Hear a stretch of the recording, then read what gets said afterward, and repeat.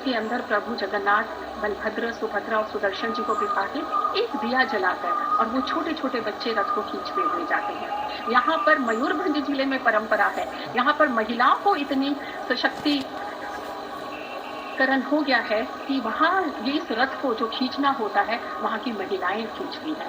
जगन्नाथ संस्कृति केवल मात्र रथ और मंदिर तक सीमित नहीं है। जब प्रभु जगन्नाथ अपनी बहन को लेकर आते हैं तो ये हमें एक परिचय देता है जो नारी की समानता का, जो पूरे विश्व में देता है। आज विश्व के कई देश ऐसे हैं जो नारी समानता के लिए अभी भी जुझारू रूप से लड़ रहे हैं, उनके लिए नए नए कानून बना रहे हैं, उनकी परिस्थितियां बना रहे हैं। लेकिन यहाँ पर तो स्वयं बहन अपने दोनों भाइयों के साथ अपनी रथ यात्रा पे जा रही है और सबसे बड़ी बात, मंदिर के भीतर गर्भगृह में रत्न सिंहासन पर एक समान वेदी पर वो पूजा पा रही है। रथ की तैयारी अब होने जा रही है। रथ अब पता चल रहा है कि अंदर जिस तरह से अंदर नक्षत्रों की गणनाओं के अनुसार जो गुप्त नीतियां हो रही हैं वो धीरे धीरे समाप्त होने को जा रही हैं। अब रथ लगाए जाने वाले हैं तो उस तरह से जैसे हम अपने साथ जाते हैं, खाना पीना सब बांध करके हम बाहर जा रहे हैं, उसी प्रकार अभी इनका सिंदूक आएगा। सिंदूक में 12 दिन के पहने वाले पट और खंडुआ वस्त्र आएंगे। यहाँ के वस्त्रों की एक खास बात है, यहाँ के बुनकर जब इनके वस्त्र बुनते हैं तो कहते हैं वो गीत गाते गाते वस्त्र बुनते हैं। यहाँ की महिलाएं जब गाँव में बैठ के वो जो पाट के सिल्क के धागों के वस्त्र बुनते हैं, रंग बिरंगी रंगों के वस्त्र बुनते हैं तो गीत भजन गुनगुनाते हुए बुनते हैं।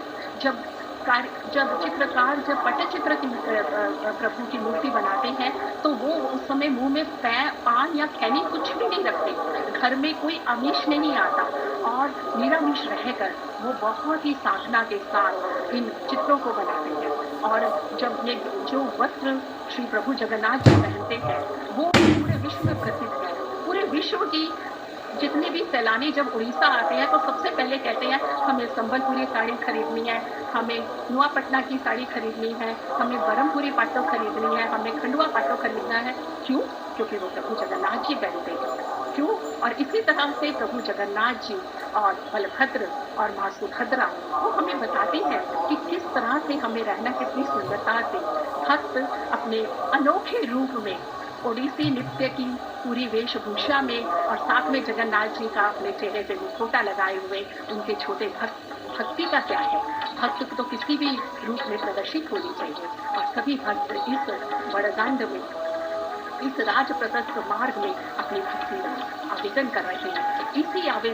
यही आवेदन रहे, हे प्रभु तुम मंदिर के कपाट खोल के सिंह द्वार से बाहर आओ, रथ पे चढ़ो। अब तो सब तैयारी भी होने लगी, भक्त बड़ा फूल होकर प्रभु के आने का इंतजार कर रहे हैं।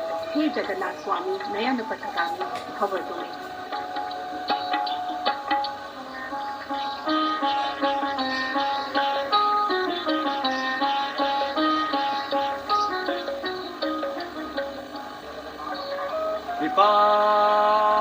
सिंधु प्रभु सर्जर जलद समहे श्रीयन्नु सावरण रमावाणी रत प्रफुल्ल कमल समहे नयन और वदन सुरेशादि वन्य उपनिषद उद्घोष करते यश तुम्हारे प्रभु जगन्नाथ नयन के पति दर्शन